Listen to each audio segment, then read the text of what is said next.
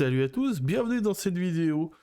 Ce nouvel avant-match, l'Olympique de Marseille se déplace sur la pelouse de Lille, au stade Pierre-Mauroy, pour cette 15e journée de Ligue 1, si je dis pas de bêtises.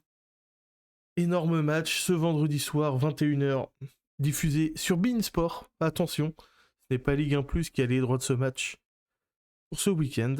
Dans cette vidéo, vous retrouverez les groupes annoncés, les compositions probables, ainsi que le pronostic du jeu FC26, mais avant cela, on va regarder la journée de Ligue 1, ce qui nous attend. 2 matchs au programme aujourd'hui avec Brest-Monaco à 19h. Match très important, Brest qui est en bonne forme. Monaco aussi qui vient de battre le PSG. Lille-Marseille ce soir, le 4e contre le 3e. Évidemment, énorme match qui me fait un peu peur, je vous avoue. La journée de samedi à 17h, on aura un Nantes-Lens. Pareil, match important puisque Lens est désormais leader de ce championnat. À 19h également, non à 19h, parce que c'était 17h, oui je viens de me lever les gars, je suis désolé. Toulouse-Strasbourg, donc match complètement osef pour ma part. Et enfin à 21h05, Paris-Rennes. Paris qui sort donc d'une défaite à Monaco et Rennes qui enchaîne 4 victoires d'affilée. J'ai un peu de mal à les voir enchaîner une 5e victoire, mais s'ils peuvent accrocher un match nul à Paris, je serai le premier ravi. Voire plus, évidemment. La journée de dimanche, avec à 15h un... D'habitude, je n'aurais eu un peu rien à foutre de ce match, mais je pense qu'il va être très intéressant. Un Nice-Angers. Quelle va être la réaction des joueurs niçois à domicile après tout le bordel qu'il y a eu cette semaine? Ça va être intéressant. Le multiplex de 17h15 avec seulement 2 matchs, Le Havre, Paris FC et Auxerre-Metz. Donc autant vous dire que c'est un multiplex de la sieste. Et enfin le match du dimanche soir à 20h45, Lorient qui accueillera Lyon. Lyon qui sort d'une très belle victoire 3-0, si je dis pas de bêtises, contre Nantes, parce que je n'ai pas regardé le match. Parce que j'en avais un peu rien à foutre.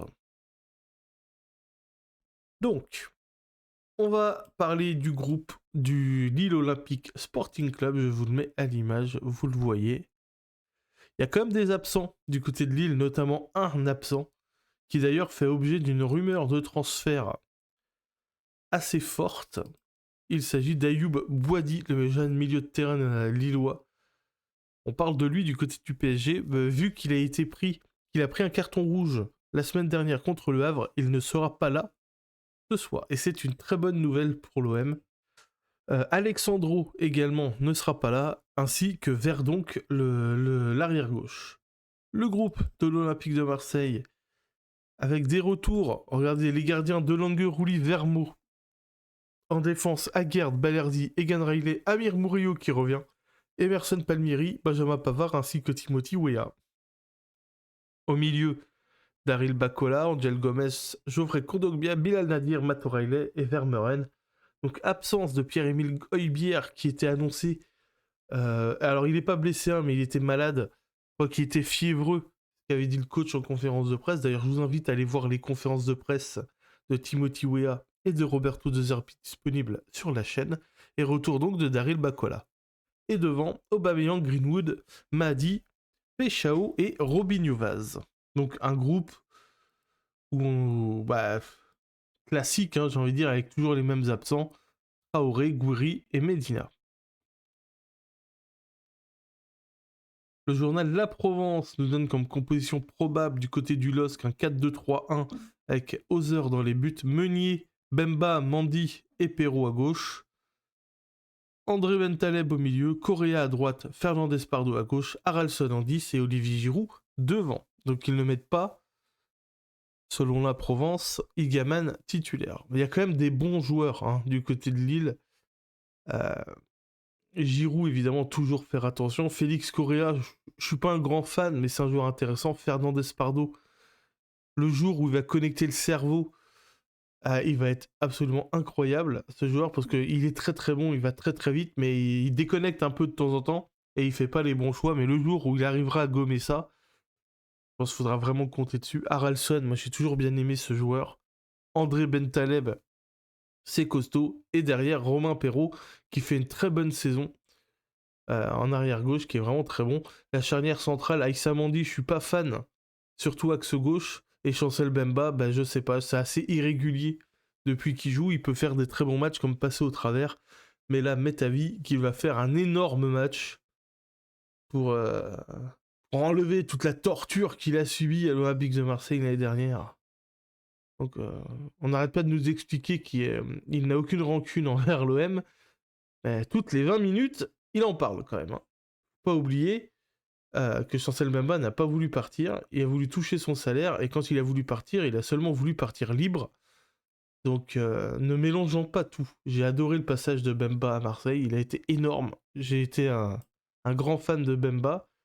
Mais tout ne vient pas de l'OM. Hein. Dans sa mise à l'écart. Vraiment pas. Mais bon match à lui quand même. Du côté de l'OM, la Provence, 4-2-3 également avec Rouli dans les buts. Wea, Pavard, Balerdi, Emerson. Un milieu, Vermeeren, Kondogbia, Greenwood à droite, Péchéo à gauche. Nadir en 10 ou Matoraile. Et Pierre-Emerick Aubameyang en pointe.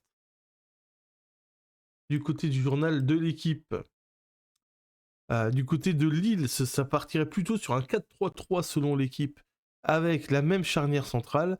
Au milieu, il mettrait plutôt Bentaleb, André et Mouko. Haralson, plutôt côté gauche, Giroud en pointe, et Félix Correa à droite, donc pas de Fernandez Pardo, selon l'équipe. Du côté de l'OM, on partirait sur Wea à droite, Pavard, Rouli dans l'axe, Murillo à gauche. Un grand fan d'Amir Murillo à gauche, je préférais mettre Emerson. Rouli dans les buts évidemment. Vermeeren, Kondogbia, O'Reilly en 10, Greenwood à droite, Péchéo à gauche et Aubameyang devant.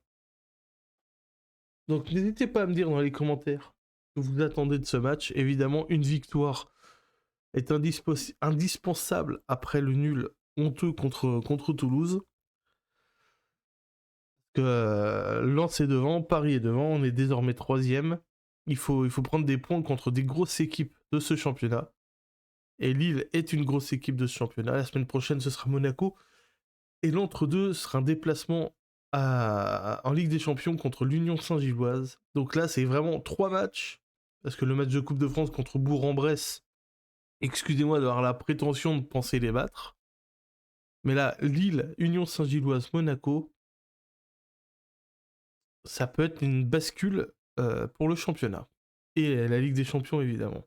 Si on s'en sort bien sur ces 3 matchs, on va passer une trêve tellement bien. C'est tout ce que je nous souhaite. Je vous laisse donc avec le pronostic du jeu FC26. Je vous remercie de m'avoir suivi pour cette vidéo.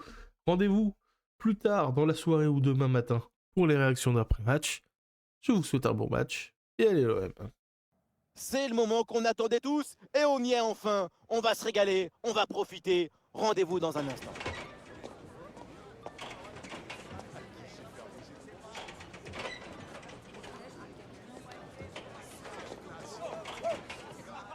Vous êtes au bon endroit pour passer une belle soirée. Bienvenue dans l'enceinte de la Decathlon Arena. Et pour vous faire vivre ce match, la team Dada, ça marche dans tous les sens. Benjamin Da Fonseca avec Omar Da Silva. Bref, c'est un match de Ligue 1 McDonald's. Lille contre l'Olympique de Marseille. Quel plaisir de se retrouver pour une nouvelle rencontre. Et moi qui suis toujours optimiste, je suis certain qu'on verra de très belles choses dans ce match.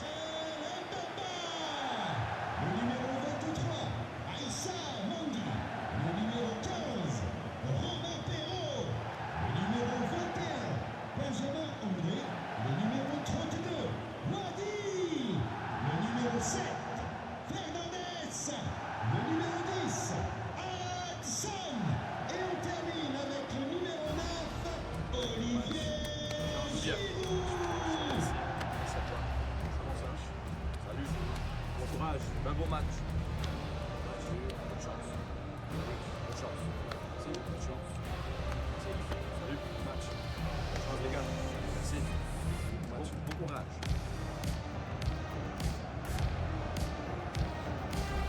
Les joueurs qui vont débuter côté lillois. Une disposition 4-5-1, ou plutôt une sorte de 4-3-3. C'est une disposition plus offensive que l'on a l'air.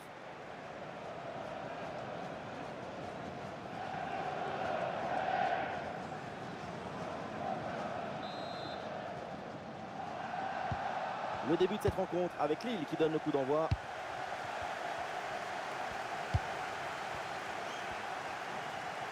Oui, voilà, c'est une bonne séquence. Ah voilà, il suffit de le dire. Et finalement, derrière, le ballon est perdu. Greenwood a de l'espace, là, sur le côté. Le centre vers Aubameyang. C'est récupéré. Oh, bon pressing. Quelle passe tranchante. Angel Gomez pour conclure. C'est déjà le premier but. Et ce match part très très fort.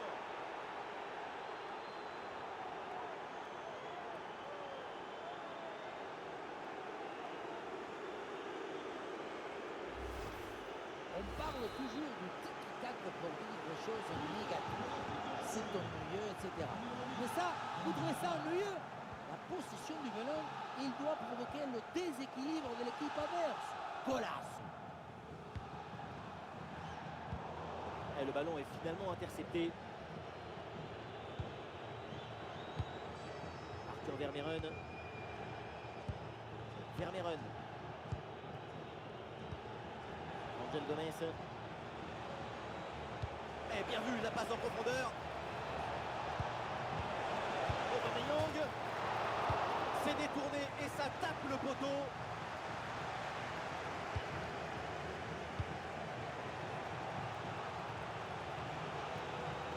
Très bien vu ça.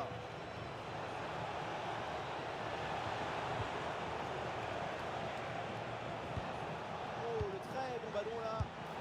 Très bonne intervention, le doublé n'est pas pour tout de suite. Le gardien qui cette fois-ci s'impose. La souplesse prime sur la raideur toujours. Ah, le champ est libre dans le couloir.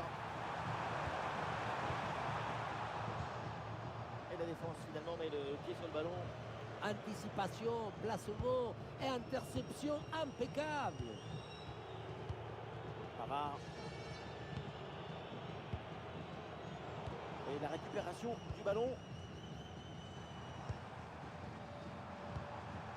Giroud. Ouais, super ouverture.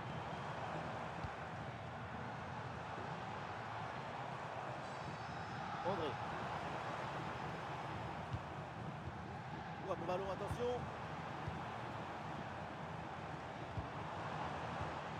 La balle pour Benjamin André. Ouais, c'est un ballon qui est bien donné. Oh, il y a une bonne position pour centrer.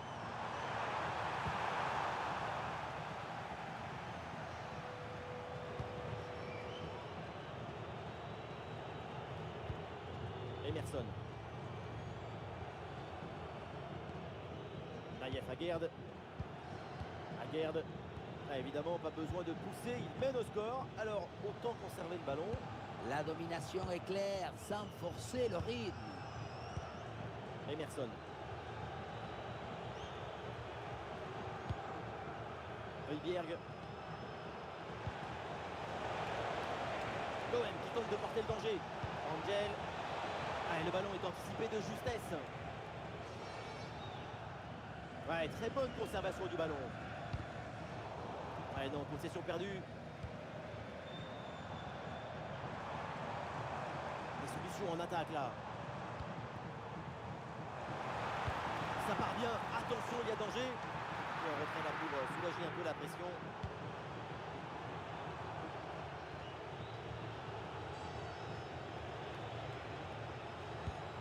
Aubameyang. Aubameyang progresse bien.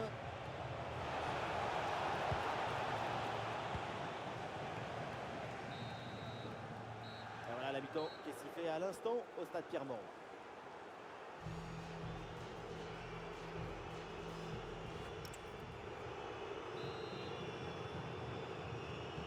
C'est reparti dans cette rencontre. Marseille a toujours ce but d'avance.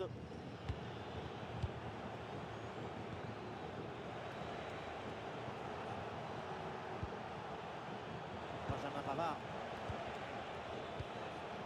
Pavard.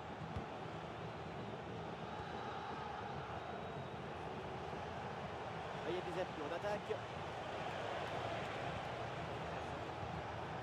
Arthur Vermeeren. Eh oui, il prend le dessus.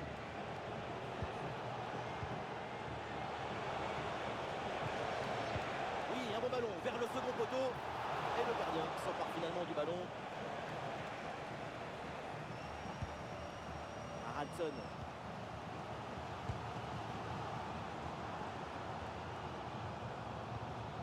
Meunier. Wadi. Allez, pour l'instant, sur ce match, on lui met une bonne note. Oui, on lui met 15 sur 20.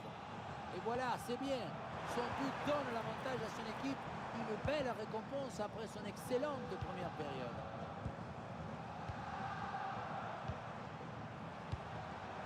Oui, c'est une bonne intervention sur cette passe.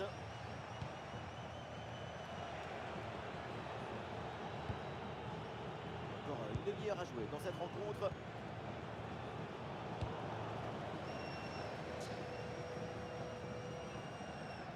Voilà une touche là pour l'OM.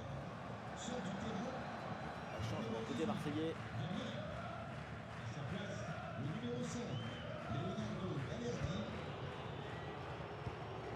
Højbjerg.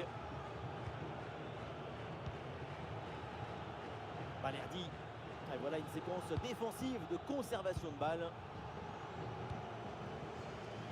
Emerson. Léo Balerdi. Un ballon perdu par l'Olympique de Marseille. Il y a du soutien là pour attaquer. Olivier Giroud. Wadi. Très bonne séquence de construction en attendant la faille. Les 20 dernières minutes de la rencontre.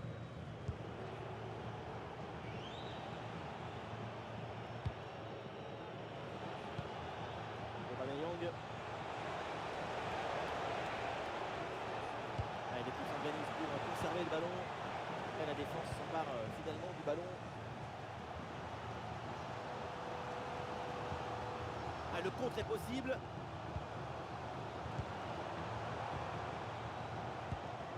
Haraldson.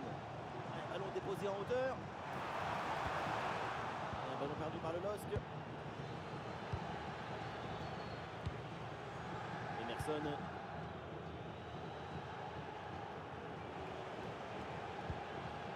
Emerson. Le ballon tourne dans leur propre moitié de terrain. C'est un moyen comme un autre de défendre un résultat. Et ouais, le bon geste défensif sans commettre de faute.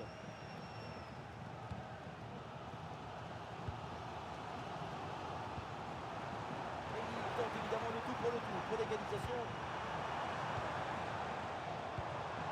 Olivier Giroud. Benjamin André. Romain Perrault. Oui, bonne vision du jeu avec cette passe. Et le ballon dégagé hors du terrain, c'est donc une touche. Et son impact sur le jeu a été évident.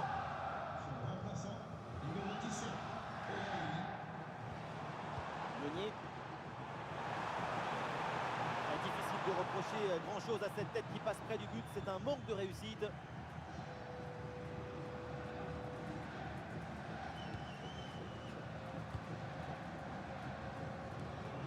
Emerson.